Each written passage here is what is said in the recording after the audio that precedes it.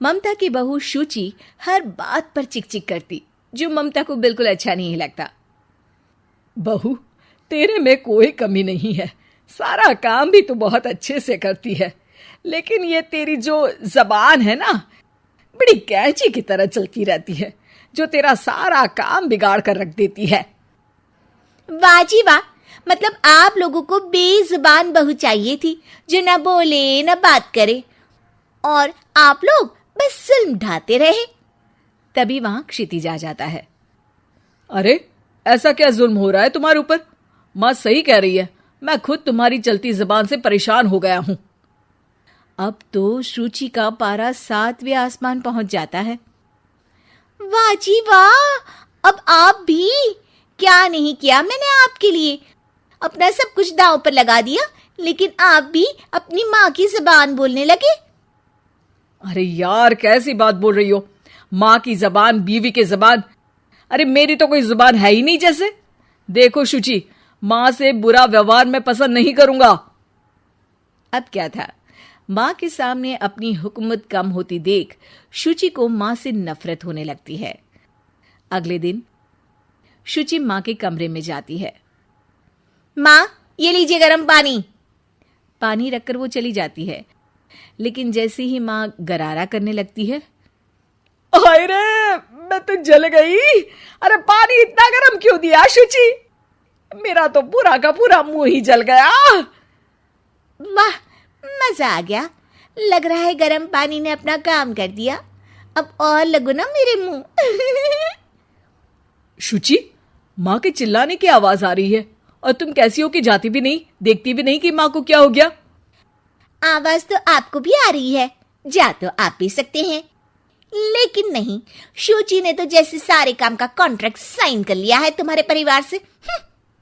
ये कहकर शुचि माँ के कमरे में जाती है, लेकिन जैसे ही वो कमरे में घुसती है, माँ जल्दी से शुचि को पकड़कर खींच लेती है और ऊपर एक बड़ी सी छिपकली गिरती है।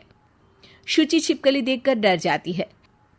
हे भगवान, ये छिपकली मेरे ऊपर गिरती तो मैं तो मर ही जाती।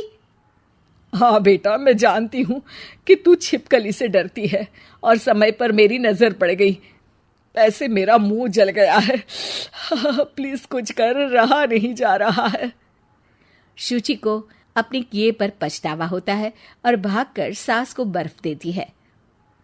ये लीजिए, इसे मुंह में रख लीजिए, और गलती तो वैसे आपकी भी है, चेक करना चाहिए था ना आपको कि पानी कितना गर्म है।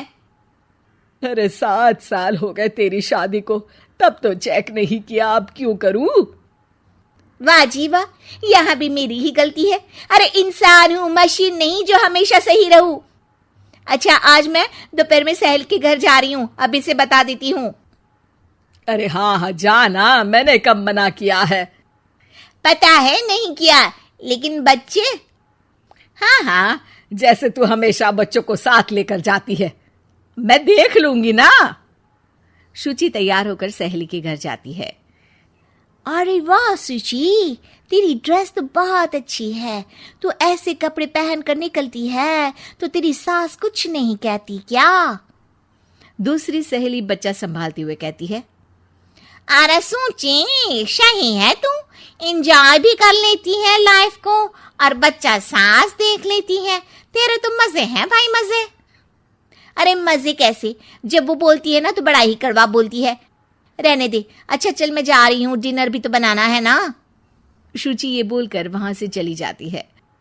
घर आकर देखती है कि माँ बच्चों के साथ खेल रही है। आ गई बेटा? आना ही था ना, खाना कौन बनाएगा?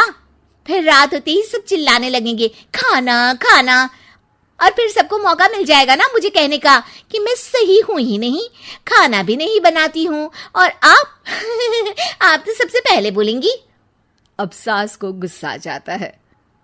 एक तो सारा दिन तेरे बच्चों को देख रही थी, घर पर किसी ना किसी का आना जाना लगा रहता है, बच्चे घर गंदा करते हैं उसे देखती हूँ, हद है। अब क्या खाने की जिम्मेदारी भी मैं ही ले लूं तो करेगी तू क्या? शुचि को ये सुनकर कुछ ज्यादा ही गुस्सा आ जाता है। बस माँ जी बस, अरे ये तो गुलामों वाली जिंदगी हो गई, कोई फ्रीडम रहा ही नहीं। ऐसा लगता है कि बंद कर रह गई हूँ, घर तो किसी कैद खाने सा हो गया है। मन ही नहीं करता यहाँ रहने का। अब मैं और आप एक घर में रह ही नहीं सकते बस। अरे तो क्या मैंने बांध कर रखा है तुझे? अरे मैंने क्या कर दिया जिससे तुझे ऐसा लग रहा है? और तेरा इतना बोलने के बाद तो मैं खुद ही तेरे साथ नहीं रहना चाहूंगी। लेकिन अब सवाल था कि सासू माँ जाएंगी कहाँ, क्योंकि बहू तो मायके चली जाती है, लेकिन सास कहाँ जाए। तभी क्षितिज आ जाता है। उसे भी सारी बात का पता चलता है। वो माँ को समझाता है, लेकिन वो मानती नहीं और ना ही शुचि मानने को तैयार। दोनों की लड़ाई में माँ का सामान पैक हो जाता है। माँ अब कहाँ जाएंगी? मैं भी अपने मायके जाऊंगी। माना मेरे माता पिता नहीं रहे, लेकिन भाई भाभी से भी तो मायका होता है ना। और सास निकल जाती है मायके। बस फिर क्या था, शुचि सुबह सुबह गर्म पानी लेकर माँ के कमरे में जाती है, लेकिन वहां माँ नहीं होती। हाँ, चलो अच्छा है, अब ये रोज रोज के काम से तो बची। ये कहकर वो कमरे में जाती है जहां अक्सर माँ बैठी रहती थी। कमरा खाली खाली लग रहा है। तभी उसकी सहेली का फोन आ जाता है। अरे सुची, बहुत अच्छी सेल लगी है।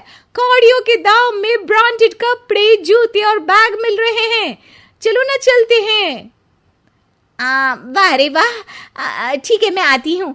अब तो कोई टेंशन है ही नहीं, सासू माँ भी नहीं है, अब तो मजे से घूमूंगी। अरे मजे से तो तू पहले भी घूमती थी, लेकिन सास नहीं है तो बच्चे कौन देखेगा?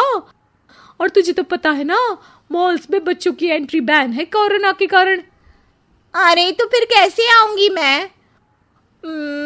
सेल तो बस आज के लिए है, कल खत्म। शुचि को बड़ा रोना सा आता है।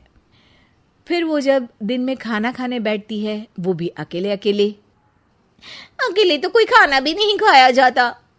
मैं नहीं खा रही माँ के बिना। शाम को क्षिति जाता है तो शुचि जोर जोर से रोने लगती है। अब क्यों रो रही हो? क्या हुआ? माँ को घर से निकालकर शांति अभी भी नहीं मिली तुम्हें? नहीं, मैं माँ के बिना नहीं रह सकती। ना कोई बताने वाला है कि मैं कैसी लग रही हूँ, ना ही कोई समझने समझाने वाला। मैं माँ के बिना नहीं रह सकती। चलो माँ को ले आते हैं। अरे वाह, ऐसा शायद पहली बार होगा कि बहू रूठी सास को मायके से लेने जा रही है।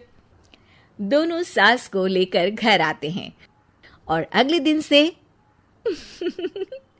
फिर वही शुरू।